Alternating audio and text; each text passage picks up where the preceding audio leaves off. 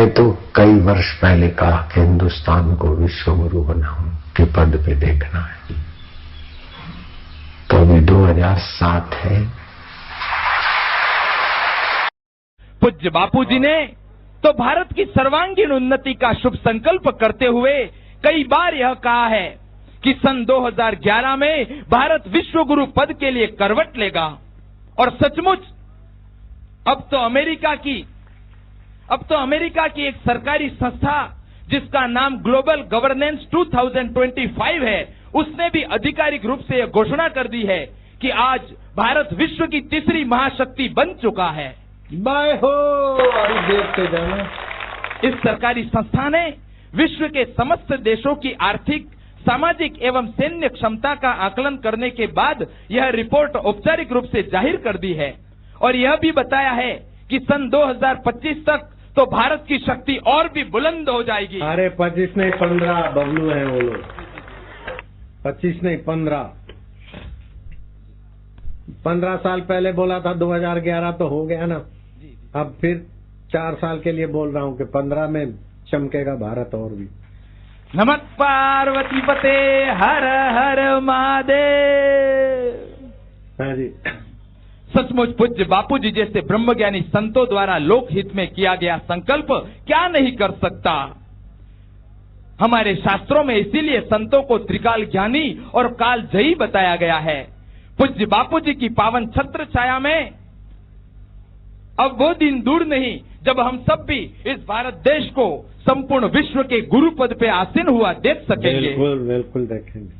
भारत को विखंडित करने की इच्छा रखने वाली असामाजिक ताकतें तो नित्य नए नए षड्यंत्र चलाकर राष्ट्र को कमजोर बनाने का भरपूर प्रयास कर रही हैं, लेकिन पूज्य बापूजी जैसे समर्थ संत के आगे वे राष्ट्र विरोधी ताकतें हर बार विफल हो जाती हैं। पश्चिमी देशों ने भारत के युवा वर्ग को शक्तिहीन बनाने के लिए वैलेंटाइन डे नामक मायावी राक्षस को यहाँ भेजा, लेकिन पूज्य बापूजी ने 14 फरवरी के इस वैलेंटाइन डे को मातृ पितृ पूजन दिवस के रूप में बदलकर हमारी ऋषि संस्कृति को और मजबूत कर दिया। इतना ही नहीं, संपूर्ण भारत के 18 राज्यों में 110 से भी अधिक युवा सेवा संस्थानों की भी पूज्य बापूजी ने स्थापना कर दी है। इन 110 युवा केंद्रों से 20,000 से भी अधिक मंत्र दीक्षित नवयुवक जुड़ गए हैं, जो रात दिन ब्रह्मचर्य शिक्षा व यौवन सुरक्षा के दिव्य सद्गुणों का प्रचार कर रहे हैं।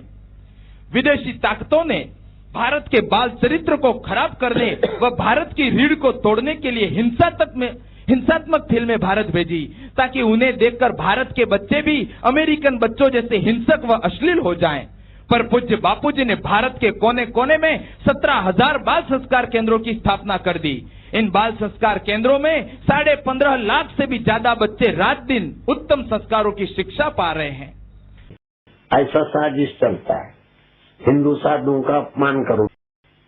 अभी जो रामदेव महाराज पोल खोल रहे हैं तो वो नहीं बताएंगे, और जो निर्दोष साधु संत है उनके लिए ये आरोप बताएंगे। ये विदेशी पैसे के बल से अपना देश को तोड़ने की साजिश चल रही है। अपने देश को लूटते भी हैं और अपने धर्म को भी तोड़ते। वास्तव डिगामा आया भारत में, भारत को लूटा। 7 बड़े स्टीमर जिसमें 50-50 हजार टन बोझा लेके जाते, लाख टन बोझा उठाते। ऐसे स्टीमर 7 स्टीमर भर के वास्तव डिगामा ले गया विदेश में। फिर दूसरी बार भारत को लूट के 11 स्टीमर भेजे। तीसरी बार 17 ले गया और मर गया। तभी भारत में सोना है, नहीं तो सोना हीरे जवाहरात लूट के ले गए। कोलंबस और वास्तव डिगामा ये दोनों बड़े गैंग के लीडर थे।